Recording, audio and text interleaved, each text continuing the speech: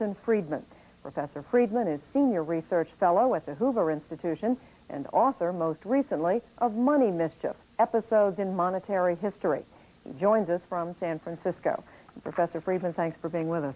Glad to be with you. First of all, and just briefly, do you have any thoughts on the subject we were just discussing, Jim was discussing with our four guests, about giving aid to the former Soviet Union, to Russia? What's the economic impact of doing something like that?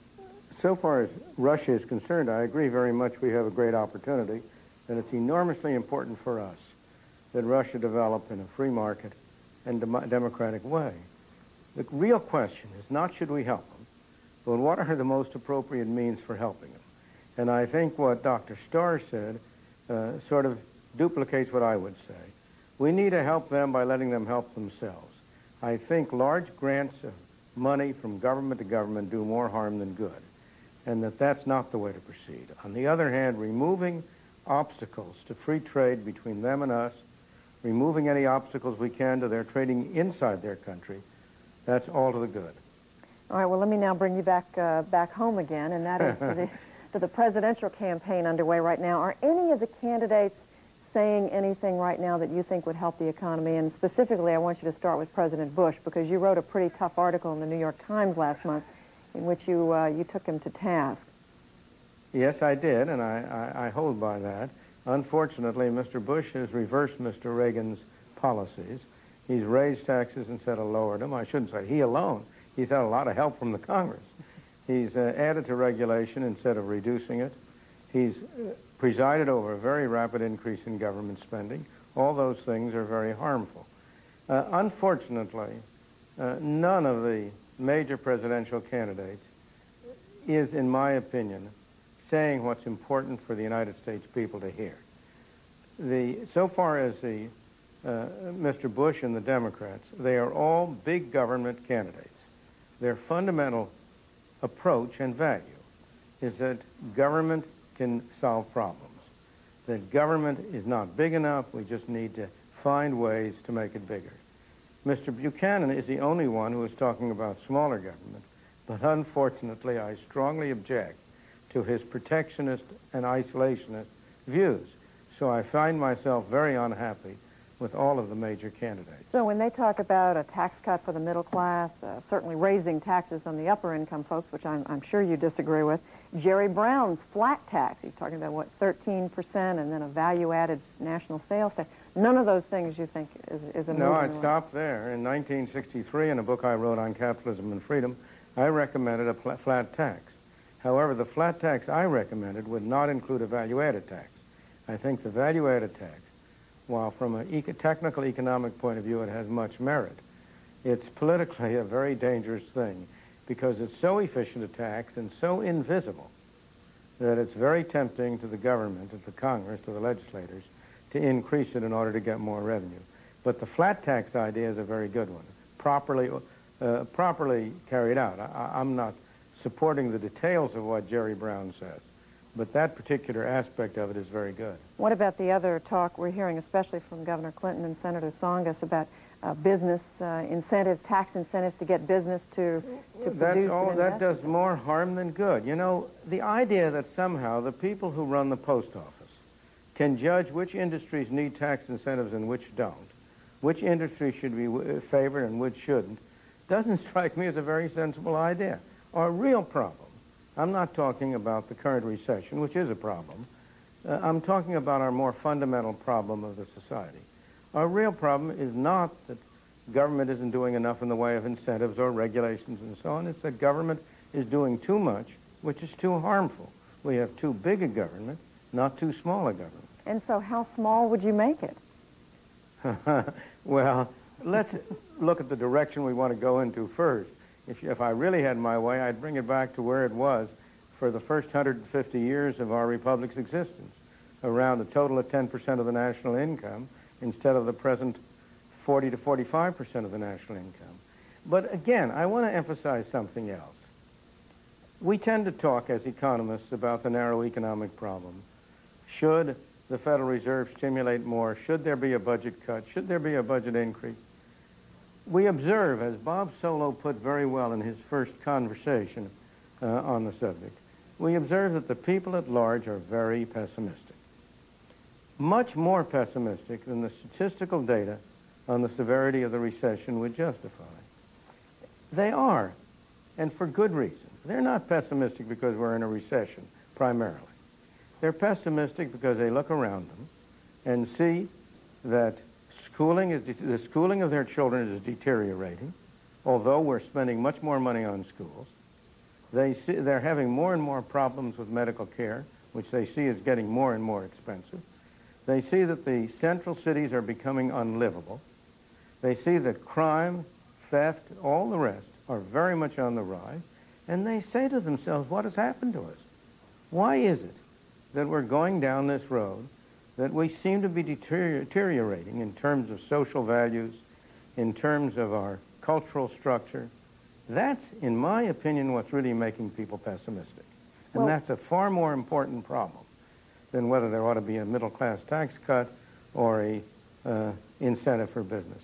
But specifically, what can government do about that? And what do you say about your... What government is producing those problems. What government can do is to stop producing those problems. Let's take them one at a time. Here's schooling. We have a spending per child in the past 20 or 30 years has gone up 3 times. It's multiplied threefold after allowing for inflation. Is there anybody in the country who will say that the quality of education has improved over that period? You're talking about money that's mostly come from state and local governments, right? Mostly from state, oh, absolutely. Total expenditures on schooling, state, local, and federal, are about the size of our national defense. It's a socialized industry. 90% of our kids are going to government schools. Well, if government doesn't educate the children, who's going to? Well, government doesn't educate the children at all. Teachers educate children. You know what I'm saying. And the government raises the money that then... The government raises the money. Builds the schools and hires the teachers. I know that's the part of it that's bad. First, let's assume for a moment government raises the money. It doesn't have to run the schools. So we've discovered, and Russia's experience, which came up, is a good example of that, that socialism doesn't work. And we in the United States are no better at socialism than Russia was. We have a socialist industry in the schools. We ought to privatize it. That's what we tell Russia, privatize. That's what we should tell ourselves. How do you do it? It's a very straightforward thing to do. You say to every parent, if you choose to send your child to a non-government school, you will save the government money. In the state of California, its costs per child per year are roughly about, well over $5,000, about $5,200 to $5,400 a year. You will save the state $5,200, let's say. Well, we will give you a voucher for $2,600, half of that, which you can spend on any school of your choice. That's exactly the wording of an initiative which we're now trying to get put on the California ballot for next year. But what about what would that do? What would that do? That would provide parents with freedom to choose and to judge. The reason why schooling is bad now is because the customers have nothing to say.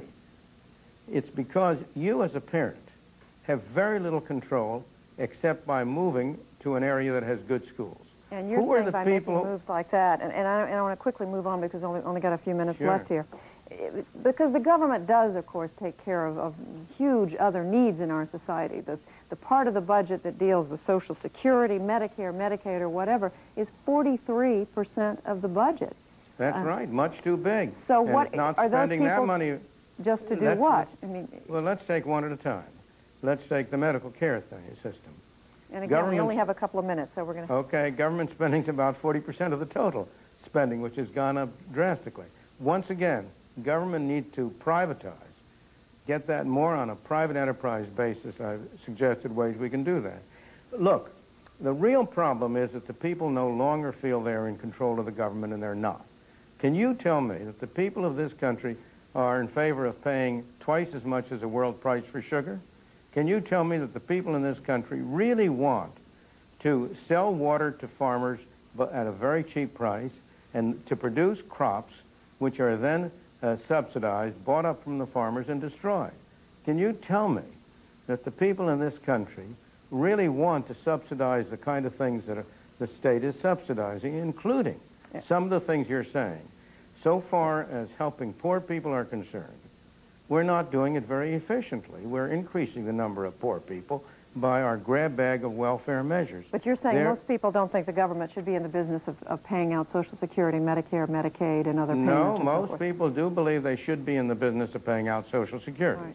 Right. And I think the thing to do in Social Security would be, again, to do what you really intended to do. Make it a program whereby people pay for their own Social Security. All right, we've got less than a minute, so I'm just going to try to be... What about what we're hearing out on the campaign trail again from the Democrats? We're not hearing a thing who are saying, look to Japan, look to Germany. Those are governments that are involved in long-term economic planning and, of course, in more of an industrial policy.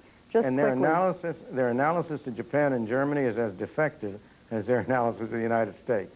Those countries, in the first place, have lower incomes, lower levels of consumption than we do. They are not as productive as we are, and they, too, have governments that are too big. And what about the deficit? Is that not a problem, or is that something we need to... Yes, the deficit is a problem because spending is a problem. The real problem is that the governments at all levels are spending 40 to 45% of our national income, and we are not getting our money's worth. And the people know that. That's the real source of their discontent. They want to get control over the government.